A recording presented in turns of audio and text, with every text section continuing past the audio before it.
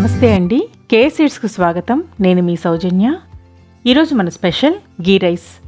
సులభంగా చేసుకునే tasty recipe అండి. మన ఇంటికి ఎవరైనా గెస్ట్లు సడన్గా వచ్చినా ఆలోచించే పని లేకుండా తక్కువ ఇంగ్రీడియంట్స్తో ఈజీగా చేసేయచ్చు.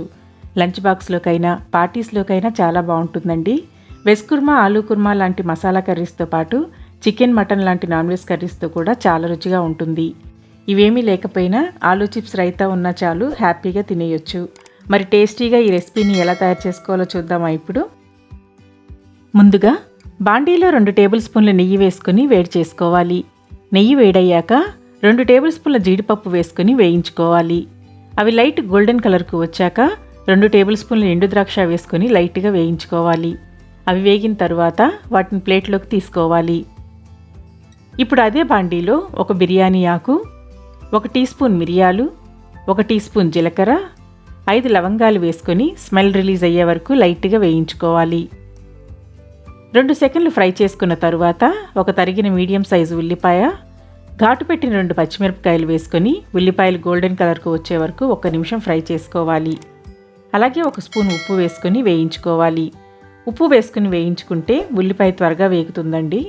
ఉల్లిపాయ మరీ కలర్ చేంజ్ అయ్యి గోల్డెన్ బ్రౌన్కి రావాల్సిన అవసరం లేదు, లైట్గా కలర్ చేంజ్ అయితే సరిపోతుంది.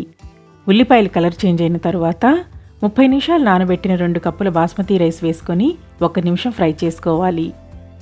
బాస్మతి రైస్ ఇలా గీలో ఫ్రై చేసుకుంటే అన్నం పొడిపొడిలాడుతూ వస్తుంది. బాస్మతి రైస్ నానబెట్టాం కాబట్టి జాగ్రత్తగా విరిగిపోకుండా కలుపుకోవాలి. 1 నిమిషం ఫ్రై చేసుకున్న తర్వాత 4 కప్పుల మరిగించిన వేడి నీళ్ళు యాడ్ చేసుకోవాలి. వేడి నీళ్ళు యాడ్ చేసుకోవటం వలన ప్రాసెస్ త్వరగా అవుతుంది, అన్నం పొడిపొడిలాడుతుంది.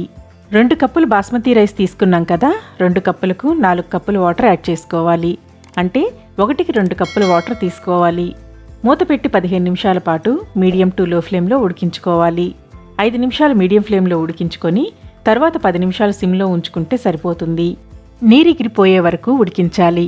ఒకవేళ చివరిలో లైట్గా చెమ్ముంటే స్టవ్ ఆఫ్ చేసుకొని మూత పెట్టి ఉంచితే అన్నంలో ఉన్న నీరంతా లాగేస్తుంది. చివరిగా నెయ్యిలో వేయించిన జీడిపప్పు, ఎండు ద్రాక్ష వేసుకొని కలుపుకోవాలి. చూడండి, ఇక్కడ అన్నం పొడిపొడిలాడుతూ బాగా ఉడికింది. మీరు ప్రెషర్ కుక్కర్లో చేయాలనుకుంటే హై ఫ్లేమ్లో 2 విజిల్స్ ఇస్తే సరిపోతుంది. ఇంతేనండి, టేస్టీగా గీ రైస్ రెడీ అయ్యింది. మీరు ఈ రైస్ ట్రై చేసి ఇంట్లో వాళ్ళకి సర్వ్ చేస్తే చాలా ఇష్టంగా తింటారండి. మరి లేట్ చేయకుండా ట్రై చేసి కామెంట్ చేయండి. లైక్ చేసి తెలిసిన వారందరికీ షేర్ చేసి సపోర్ట్ చేయండి ఫ్రెండ్స్. ఇంకా సబ్స్క్రైబ్ చేయకపోతే ప్లీజ్ సబ్స్క్రైబ్ చేసి పక్కన ఉన్న బెల్ని ప్రెస్ చేసి ఆల్ని సెలెక్ట్ చేయండి. నేను పోస్ట్ చేసే ప్రతి వీడియో నోటిఫికేషన్ మీకు రెగ్యులర్గా వస్తుంది. Thank you for watching.